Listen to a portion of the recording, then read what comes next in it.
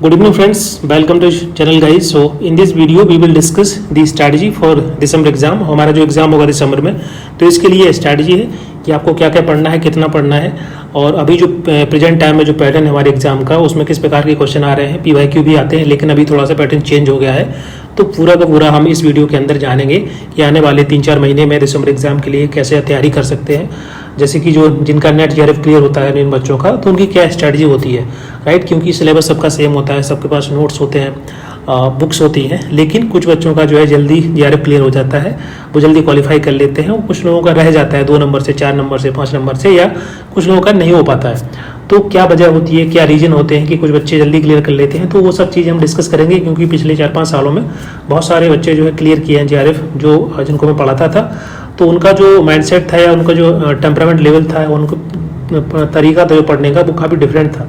तो उसको हम लोग डिस्कस करेंगे। और बेसिकली प्रेजेंट टाइम में अभी क्या क्या इंपॉर्टेंट है हमारे सिलेबस में, जो कि एग्ज़ाम में ज़्यादा आता है, जो फ्रीक्वेंसी बोल सकते हैं जिस पर्टिकुलर चैप्टर की ज़्यादा है एग्जाम में आने की, उनको डिस्कस करेंगे। और क्योंकि इतना बड़ा सिलेबस है, काफ़ी वास्ट सिलेबस है सोशल वर्क का, तो पूरा का पूरा सिलेबस आप पढ़ेंगे एक एक करके, तो वो बड़ा डिफिकल्ट होता है। तो हमारा फोकस होता है कि कैसे उन सभी टॉपिक को टच किया जाए जो कि एग्जाम में ज़्यादा आते हैं, और किस टॉपिक किस चैप्टर से आते हैं, किस यूनिट से आते हैं, वो जो जनरली बच्चे अभी स्टार्ट कर रहे हैं तैयारी, तो उनको नहीं पता होता है, या जो लोग ऑलरेडी तैयारी कर रहे हैं 4-5 महीने से, 6 महीने से, तो उनके लिए भी जानना जरूरी है, क्योंकि उन्होंने सब कुछ पढ़ रखा होगा। लेकिन अभी प्रेजेंट टाइम में उनके लिए क्या इंपॉर्टेंट है, कौन से टॉपिक पर फोकस करना है, क्या लेवल होना चाहिए तैयारी का, क्योंकि बहुत ईजी क्वेश्चन अब आते नहीं है, तो आपको थोड़ा सा अपना लेवल को बढ़ाना पड़ेगा। ना ही इतना लेवल बढ़ाना है कि आपको कोई PhD नहीं करना है, अभी आपको JRF चाहिए। सो आपका फोकस ऐसा होना चाहिए कि आप सही तरीके से वही टॉपिक पर फोकस करना है जो कि एग्जाम के लिए सबसे ज़्यादा इंपॉर्टेंट है, सबसे ज़्यादा क्वेश्चन उसी टॉपिक से आते हैं। जैसे फॉर एग्जांपल सोशल वर्क का यूनिट 8 है, उसमें आपका जो पहला चैप्टर है जिसमें इंडियन कॉन्स्टिट्यूशन के बारे में दिया गया है, तो पूरे के पूरे 7 चैप्टर में से एक चैप्टर में से लगभग 10 में से 7 क्वेश्चन आते हैं, 6 क्वेश्चन आते हैं। सो आप देख सकते हैं कि एक पर्टिकुलर चैप्टर का पूरे सिलेबस में कितना ज़्यादा वेटेज है, स्पेशली उस पर्टिकुलर यूनिट में कितना ज़्यादा वेटेज है, और बाकी के सभी चैप्टर से 2-3 क्वेश्चन आते हैं। तो ये जनरली बच्चों को नहीं पता होता है जो स्टार्ट करते हैं तैयारी। सो ऐसे ही बाकी के यूनिट्स के अंदर भी इसी प्रकार का जो है कुछ कुछ टॉपिक ऐसे होते हैं, कुछ कुछ चैप्टर ऐसे होते हैं जहाँ से ज़्यादा क्वेश्चन आते हैं, हर साल आते हैं। उनका पैटर्न आप देखेंगे, अगर पैटर्न समझेंगे तो इसी प्रकार के एग्जाम के अंदर क्वेश्चन आते हैं। जैसे कि आपका यूनिट 3 के अंदर, यूनिट 2 के अंदर बहुत सारी थ्योरी है, तो थ्योरी वाला पार्ट ज़्यादा इंपॉर्टेंट है, थ्योरी बहुत ज़्यादा पूछी जाती है, बाकी चीज़ें आती हैं लेकिन कम क्वेश्चन आते हैं। इसी प्रकार से पेपर आपका यूनिट 1 है, उसमें जो हिस्ट्री है USA UK का, वो ज़्यादा आता है, इंडिया का हिस्ट्री कम आता है, कुछ कुछ क्वेश्चन आते हैं। जैसे आर्य समाज है, प्रथम समाज है, इसके क्वेश्चन बहुत सारे आते हैं। तो ये सभी चीज़ें जनरली स्टूडेंट को नहीं पता होती हैं। तो जो मैं आपको डिस्कस करूँगा यहाँ क्लास के अंदर, तो आपको आइडिया लगेगा कि बेसिकली कैसे पढ़ना है। और अभी PYQ बहुत इंपॉर्टेंट है। PYQ जो पैटर्न है वो थोड़ा चेंज हो गया है। जैसे कि पहले सिंपल क्वेश्चन आते थे, 1 लाइनर, 4 ऑप्शन है, उनके आपको आंसर देना है। लेकिन अभी क्या है कि उन्होंने स्टेटमेंट दे दी है, 4-5 स्टेटमेंट है, उसके नीचे ऑप्शन दिए हैं। अब उनमें से आपको चूज़ करना है कि कौन सा जो है इनमें से ABCD AB AD ऐसे करके हैं। सो इसका मतलब है कि लेंथी क्वेश्चन बना दिया उन्होंने। अब आपको थोड़ा ज़्यादा पढ़ना पड़ेगा, मतलब ज़्यादा कवर करना पड़ेगा, ठीक है। ये सभी चीज़ें जो है हम लोग इसमें डिस्कस करेंगे। तो ये जो है आपका वीडियो है सभी बच्चों के लिए, जो लोग अभी स्टार्ट कर रहे हैं या जो लोग तैयारी कर रहे हैं। तो इसमें पेपर 1 पेपर 2 दोनों के लिए है, क्योंकि तैयारी साथ में ही होती है, क्योंकि अलग अलग एग्ज़ाम नहीं होता है, एक साथ ही एग्ज़ाम होता है। तो उसका एक ही तरीका है कि आप तैयारी कर सकते हैं। यहाँ पर आप मेरे बारे में जान सकते हैं, और मैं पिछले 4-5 साल से पढ़ा रहा हूँ, और currently I am doing research, PhD research scholar at NIT Rourkela. And ये मेरे नंबर है ये कोर्सेज के लिए, that we will discuss later. Okay, अभी हम बात करेंगे पेपर 1 एंड पेपर 2। देखिए, तैयारी इसके लिए कुछ अलग से नहीं करना है, आपको पेपर 1 पे फोकस करना है। जैसे कि स्पेशली अगर मैं बात करूँ पेपर 1 में, तो जो PYQ है वो बहुत इंपॉर्टेंट है। पिछले अगर आप 3 साल के भी PYQ लगा लेंगे तो वो भी सफिशिएंट होते हैं, क्योंकि हर एक क्वेश्चन जो होता है, क्वेश्चन पेपर होता है हर एक सब्जेक्ट का, उसमें एक पेपर बनाना जरूर आता है। तो इतने सारे क्वेश्चन हो जाते हैं आपके, अगर पिछले 2-3 साल के लगा लेंगे तो वो भी काफ़ी सफिशिएंट रहेंगे आपके पेपर 1 के लिए। बाकी बुक्स जो मैंने बताई है उसको आप रेफर कर सकते हैं पेपर 1 के लिए। अभी हमारा फोकस होगा पेपर 2 पर, ठीक है। पूरा फोकस हमारा अभी पेपर 2 पर है इस वीडियो के अंदर। देखो, PYQ इंपॉर्टेंट है, हर बार एग्जाम में आते हैं, लेकिन PYQ का जो पैटर्न है, अभी लेवल जो है वैसा नहीं है जैसे पहले था। पहले थोड़ा सा इजी था, डायरेक्ट क्वेश्चन आते थे, अभी थोड़ा सा बोल सकते हैं थोड़ा सा डिफिकल्ट लेवल हो गया है। डिफिकल्ट के इन सेंस कि अभी तो उन्होंने जो है लेंदी बना दिया है, लेंदी हो गया है, जहाँ पर स्टेटमेंट टाइप क्वेश्चन आते हैं, मल्टीपल ऐसे क्वेश्चन आते हैं जहाँ पर मल्टीपल ऑप्शन करेक्ट हो सकते हैं। तो जैसे आपने देखा होगा जो स्टेट पीसीएस के एग्जाम होते हैं, यूपीएससी होता है, वहाँ पर इस प्रकार के एग्जाम में क्वेश्चन आते हैं, तो वो थोड़ा सा यहाँ पर चेंजेस हुआ है, तो इस चीज़ को आपको ध्यान रखना है। अब इसमें क्या है कि पीवाईक्यू इंपॉर्टेंट है बहुत ज़्यादा, लेकिन पीवाईक्यू में आपको फोकस करना है स्पेशली वो सभी चैप्टर्स के पीवाईक्यू। तो पहले आपको लगाना होगा यूनिट वाइज फोकस करना आप पहले कि यूनिट वाइज जो पीवाईक्यू होंगे, जिससे आपको क्या समझ में आएगा कि जैसे यूनिट 1 है तो यूनिट 1 के अंदर आपके जो टॉपिक इंपॉर्टेंट टॉपिक होंगे जो कि हर बार एग्जाम में आते हैं, तो आपको वहाँ से मिल जाएंगे पीवाईक्यू में यूनिट 1 के, जिसका मतलब है कि पिछले 5 सालों के 6 सालों के जो पीवाईक्यू होंगे यूनिट 1 से, उनको आपको पढ़ना है, उनको आपको क्वेश्चन सॉल्व करना है। इससे आपको समझ में आएगा कि कौन कौन से टॉपिक इंपॉर्टेंट, जैसे बेवरेज रिपोर्ट है तो मोस्ट इंपॉर्टेंट क्वेश्चन है, उसके आपके कौन कौन सी कैटेगरी है वो आपको बताना आना चाहिए, ठीक है। बेवरेज रिपोर्ट है, इसके अलावा आपका एलिजिबल पुअर लो है, वो भी एग्जाम के अंदर बहुत सारा कई बार पूछा गया है, ठीक है। तो ऐसे क्वेश्चन बहुत सारे एग्जाम में आते हैं जो बार बार रिपीट होते हैं, तो उनको आपको छोड़ना नहीं है। 60% सब स्टूडेंट एग्जाम में जो है कर लेते हैं, इतने करेक्ट आंसर आ जाते हैं, लेकिन 70 to 80% लाने के लिए आपको ज़्यादा मेहनत करनी पड़ेगी, और मेहनत के साथ साथ आपको सही तरीके से कि आपको पढ़ना क्या है बेसिकली बहुत ज़्यादा फोकस करना पड़ेगा, ठीक है।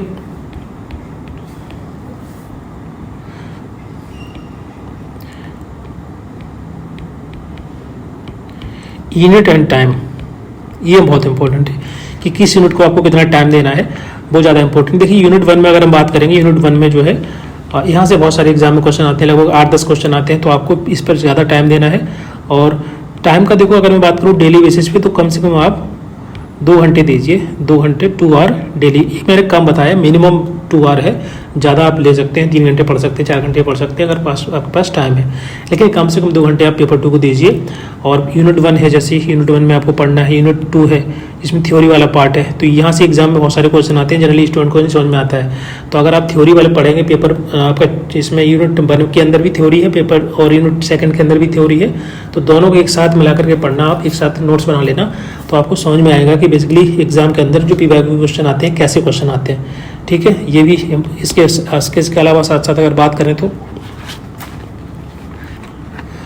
ठीक है, अगर बात करेंगे हम नोट्स की, तो बेसिकली नोट्स आपको कहाँ से बनाने हैं, और 1 सेकेंड देखिए, नोट्स सही बनाना इंपॉर्टेंट होता है, तो आप चाहे जो बुक्स आती है बुक्स से कब बना सकते हो, ठीक है। आर्यन पब्लिकेशन है, और भी बुक बहुत सारी हैं आपकी, उसको भी प्रेफर, जैसे आर गुप्ता है तो उसमें पूरा सिलेबस कवर नहीं, लेकिन फिर भी बस मैं नाम लिख रहा हूँ, तो वहाँ से बुक पढ़ सकते हैं। इसके अलावा ईडू के नोट्स हैं, ठीक है। इसके अलावा एक और है ईपीजी पाठशाला, ठीक है। मैं इसलिए इसे इतने सोर्सेज बता रहा हूँ, ये डिफरेंट सोर्सेज हैं, क्योंकि अभी थोड़ा सा जो है एग्जाम के अंदर क्वेश्चन कुछ ना आउट ऑफ सिलेबस आते हैं, आपका जो सिलेबस है उसके अलावा भी बहुत सारे क्वेश्चन आ जाते हैं, तो आपको कुछ छूटना नहीं चाहिए, इसलिए मल्टीपल सोर्सेस आपको फॉलो करना है। फर्स्ट सबसे पहले कोई बुक आप लेंगे, उसको बुक को पढ़ना, अच्छे से पढ़ना, 2 बार पढ़ना, 3 बार पढ़ना, जब आपका पूरा बुक कंप्लीट हो जाए उसके बाद आपको सेकंड सोर्स पे जाना है, चाहे वो आपको यूनिक नोट्स ले लीजिए, ईपीजी पाठशाला के आप नोट्स वहाँ से डाउनलोड कर लेना सोशल वर्क के, वो आपको मिल जाएंगे। तो ये मल्टीपल सोर्स इसलिए बोल रहा हूँ ताकि आपको कुछ छूटे ना, क्योंकि आजकल होता है क्या है कि बहुत सारे क्वेश्चन आप आउट ऑफ सिलेबस आ रहे हैं, तो उसको आप छूट जाते हैं, तो ये आपके छूटने नहीं चाहिए। इसके अलावा ये तो आपका थ्योरी वाला पार्ट यहाँ से कवर हो जाएगा, ठीक है। दूसरा है पीवाईक्यू। पीवाईक्यू की मैं आपको एक तो जो नेट के पीवाईक्यू है, नेट एग्जाम के जो पीवाईक्यू हैं वो तो आपको कवर करने हैं, साथ ही साथ जो सेट होता है हर एक स्टेट के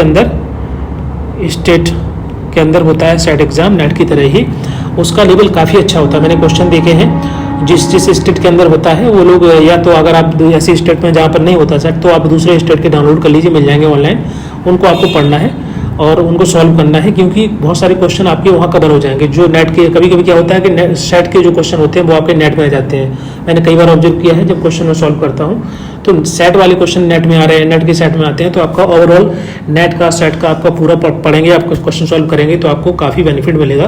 तो ये पीवाईक्यू में आपको नेट के साथ साथ सेट के भी एग्जाम के जो क्वेश्चन पेपर हैं उनको सॉल्व करना है, और लगभग 5 सालों के, जैसे कि 2019 से लेके 2025, अभी 2024 चल रहा है, जून तक के जो पेपर हो गए हैं उनको सॉल्व करना है, ज़्यादा पीछे मत जाना क्योंकि पैटर्न चेंज हो गया है और जो इंपॉर्टेंट क्वेश्चन होते हैं ना वो बार बार आते हैं, तो आपको 2019 में भी मिल जाएंगे। तो आप 2014, 12, 13 मत लगाना, क्यों, जरूरत नहीं है। हाँ, समय अगर आपके पास है तो आप कर सकते हैं, बट माय सजेशन कि आप 2019 से लेकर 2024 तक के सॉल्व करिए, अच्छे से करिए। 1 बार करिए, 2 बार करिए, 3 बार करिए, मल्टीपल टाइम करिए, लेकिन आपका जो सोर्स होना चाहिए वो लिमिटेड होना चाहिए। जैसे मैंने जितना भी बता दिया आपको, अब इसके अलावा आपको और कुछ नहीं पढ़ना है। और कहाँ से पढ़ेंगे आप, तो ये जो PYQ है आपको इन्हीं पे फोकस करना है। 5 सालों के PYQ का आपका नेट के एग्जाम के हो गया, सेट के एग्जाम के आ गया, ये सभी चीज़ें आपको कवर करनी है, ठीक है। इसके अलावा आपका यूनिट, अब थोड़ा थ्योरी का बता देते हैं, थ्योरी में क्या क्या इंपॉर्टेंट है। यूनिट 1 में आपका जो है, जो हिस्ट्री है वो पढ़ लेना, UK USA का, मतलब पढ़ना समय, लेकिन इस पर ज़्यादा जोर देना ताकि एग्जाम में क्वेश्चन गलत ना हो, ठीक है। इसके अलावा यूनिट 1 के अंदर थ्योरी भी है बहुत सारी, उनको पढ़ना है। यूनिट 2 के अंदर आपका बहुत सारी थ्योरी है, वो सब पढ़ के जाना है आपको। यूनिट 3 के अंदर आपको पढ़ के जाना, मतलब यह है कि आपको पढ़ना ही पढ़ना है, बाकी चीज़ें कवर करनी है, कुछ छोड़ना नहीं है, लेकिन इस पर ज़्यादा जोर देना है सो दैट कि आपके क्वेश्चन गलत ना हो। यूनिट 3 के अंदर आपके जो सोशल केस वर्क है, ग्रुप वर्क है, इनके जो प्रिंसिपल होते हैं वो एग्जाम में बहुत सारे हर बार आते हैं, ठीक है, कौन कौन से प्रिंसिपल हैं। इसी प्रकार से आपका यूनिट 4 के अंदर जो मेथड है, simple social action method, community organisation, वो सब आपको पढ़ के जाना है। और उसके बाद आपको यूनिट 5 में आपकी रिसर्च है, रिसर्च आपको पूरा पढ़ना है। इसमें ऐसा कुछ नहीं कि छोड़ सकते हो, क्योंकि ये आपका पेपर 1 में भी काम आएगा और पेपर 2 में काम आएगा। उसके अलावा जब आप PhD के लिए एंट्रेंस एग्जाम देंगे वहाँ पर भी आपको ये एग्जाम में आना ही आना है। तो पूरा आपका quantitative method, qualitative method, mix method, ये आपको सब कुछ पढ़ना है जितना उसमें सिलेबस में है, काफ़ी अच्छे तरीके से दिया है, ठीक है। इसके अलावा बहुत सारे आप यूनिट 7, यूनिट 6 में आप जाएंगे तो आप देखेंगे बहुत सारे, जैसे कि सोशल वर्क एडमिनिस्ट्रेशन वाला पार्ट है, तो वो भी आपको पढ़ना है। NGO वगैरह कैसे फॉर्म होते हैं, NGO NPO क्या डिफरेंस होता है, कोई कंपनी रजिस्टर्ड होती है तो किस कंपनी एक्ट के अंदर रजिस्टर्ड होती है, सोसाइटी एक्ट है, बाकी चीज़ें, तो उनको पढ़ के जाने, क्योंकि एग्जाम में बहुत सारे क्वेश्चन वहाँ से आते हैं। और जो पॉलिसी प्रोग्राम जो बनते हैं गवर्नमेंट के पिछले 2 सालों के, 3 सालों के, जो जैसे कि माली सरकार के द्वारा भी कोई लॉ लाया गया पार्लियामेंट के अंदर, तो आपको वो ध्यान रखना चाहिए, वो करंट में भी आ सकता है और आपका डायरेक्टली क्वेश्चन आ सकता है। और अभी प्रेजेंट टाइम में जो भी डिफरेंट इंडेक्स है, नई रैंकिंग जारी की गई है, SDG की, SDI की, तो जो अभी इंडेक्स आते हैं वो भी एग्जाम में आते हैं, हर बार आते हैं। जैसे कि SDG का बहुत सारा क्वेश्चन आता है, SD को उसको लेकर के, उसकी रैंकिंग को लेकर के, SDI को लेकर के भी आता है। ये सब आपको पढ़ना है, जो मैं डायरेक्टली बोल रहा हूँ आप लिख लेना, क्योंकि सब कुछ तो नहीं लिख पाऊंगा यहाँ पर। तो ये इसके साथ साथ बाकी चीज़ें पढ़ना है, जैसे कि नीति आयोग है, 5 प्लान है, एग्जाम के आता है हर बार, इस बार भी आया था 5 ईयर प्लान से, तो उनको आपको छोड़ना नहीं है। ऐसा नहीं कि आप नीति आयोग के आ गया तो आपको उसको छोड़ दें, दोनों को पढ़ के जाना है, ठीक है। इसके अलावा आपका यूनिट 8 है, इंडियन कॉन्स्टिट्यूशन, ठीक है, वो आपका पूरा चैप्टर बहुत इंपॉर्टेंट है, उसको पढ़ना है, बाकी के सब पढ़ने हैं, लेकिन इसको आपको छोड़ना नहीं है किसी भी रूप में, क्योंकि एग्जाम में एक क्वेश्चन बहुत सारे यहाँ से आते हैं। यूनिट 9 के अंदर आपको यूनिट 10 दोनों इंपॉर्टेंट है, इसको पूरे पढ़ के जाना है, क्योंकि इसमें किसी भी टॉपिक से आ जाता है, तो इसमें कोई वो नहीं है कि आपको कौन सा टॉपिक छोड़ना है, कौन सा पढ़ना है, दोनों ही इंपॉर्टेंट है, यूनिट 9, 10, और पूरा पढ़ के जाना। क्वेश्चन कहीं से भी आता है, तो यूनिट 1, 2, 3, 9, 10 इनमें किसी प्रकार की कोई कंजूसी नहीं पढ़ने में। 5 में बाकी की यूनिट है उनमें पढ़ना पूरा है, क्योंकि इजी क्वेश्चन आते हैं, इसलिए मैं ज़्यादा फोकस कर रहा हूँ कि इन पे पहले पढ़ने, जो डिफिकल्ट होता है उसको पहले फोकस करना, क्योंकि सभी यूनिट आपस में कनेक्टेड नहीं है, क्योंकि सभी मेथड डिफरेंट मेथड्स हैं, तो आप अलग अलग पढ़ सकते हो और उतना डिफिकल्टी आपको होगी नहीं, ठीक है। तो ये आपके मल्टीपल सोर्सेज जो मैंने आपको बताए हैं, जैसे बुक्स वगैरह है, इग्नू के नोट्स है, APG पाठशाला है, तो वहाँ से पढ़ सकते हो, ये सब आपको वहाँ पर मिल जाएगा, ठीक है। या फिर अगर आप थोड़ा बहुत आप जो है फीस दे सकते हो, तो आप पूरा कंपाइलेशन प्रॉपर तरीके से मैं जो पढ़ाता हूँ कोर्सेज में उसको भी ज्वाइन कर सकते हो। उसमें आपको ये सब पूरा जो सोर्सेज है आपको एक साथ मिल जाएगा। इसमें जो नोट्स रहेंगे आपके पूरे नोट्स मिल जाएंगे, इसमें आपको PDF नोट्स रहेंगे। मैंने बनाए हुए नोट्स जो हैं सभी डिफरेंट सोर्सेज को इकट्ठा करके ही बनाए हैं, तो उसमें बाकी सभी नोट्स इसमें कवर हो जाएंगे। इसके अलावा आपको रिवीजन नोट्स मिल जाते हैं, अलग से आपको बनाने की जरूरत नहीं पड़ेगी एग्जाम से पहले, ठीक है, वो भी PDF नोट मिल जाते हैं। इसके अलावा कंपाइलेशन रहता है। कंपाइलेशन में क्या होता है कि बहुत सारे एग्जाम में आपने देखोगे फैक्चुअल क्वेश्चन आते हैं, जैसे बुक्स एंड ऑथर आएगा, डेट आती है, ईयर आती है, और ऑथर एंड बुक्स आता है। इसके अलावा इंपॉर्टेंट लॉ एंड पॉलिसी आते हैं, ठीक है, प्रोग्राम वगैरह गवर्नमेंट के कौन कौन से हैं वो सब आते हैं, कौन कौन सी स्कीम्स बनाई, तो ये सभी एग्जाम में आते हैं। करंट अफेयर आता है, तो इन सब का PDF आपको मिल जाएगा। मतलब अगर आप थोड़ा बहुत पैसा इन्वेस्ट कर सकते हैं, अगर नहीं कर पाएंगे तो जो मैंने बताया उसको फॉलो करना है। और बहुत सारे वीडियो में डालता हूँ यूट्यूब पे, तो उनको आप फॉलो करते रहिए। अगर थोड़ा बहुत अगर आप फीस दे सकते हैं तो आप इसको ज्वाइन कर सकते हैं। इसमें मॉक टेस्ट भी है। अब मॉक टेस्ट में क्या है कि आपको PYQ जो मैंने बोला है पिछले 10 सालों के PYQ मिल जाएंगे मॉक टेस्ट के फॉर्म में। इसके अलावा MCQ भी है इसमें, ठीक है, बहुत सारे। इसके अलावा इसमें आपको फुल लेंथ मॉक टेस्ट मिल जाएंगे। फुल लेंथ मतलब होता है कि हर एक मॉक टेस्ट के अंदर 100 क्वेश्चन होंगे, तो लगभग ऐसे 15 मॉक टेस्ट हैं, तो बहुत सारे वहाँ से क्वेश्चन कवर हो जाएंगे। ये सब आप अपने मोबाइल पर या लैपटॉप पर कहीं पर भी ओपन करके प्रैक्टिस कर सकते हो। तो ये पूरा ओवरऑल आपका तैयारी का है। अदरवाइज आप डायरेक्टली पढ़ सकते हैं, तो आपके पास जो नोट्स हैं, जो भी कंटेंट है, आप उसको रेफर करिए और क्वेश्चन सॉल्व करिए दबा करके, तभी आपका सही तरीके से एग्जाम क्लियर हो पाएगा। अच्छे स्कोर आएगा तो आपका GRF हो जाएगा, ठीक है। So this is all about this video.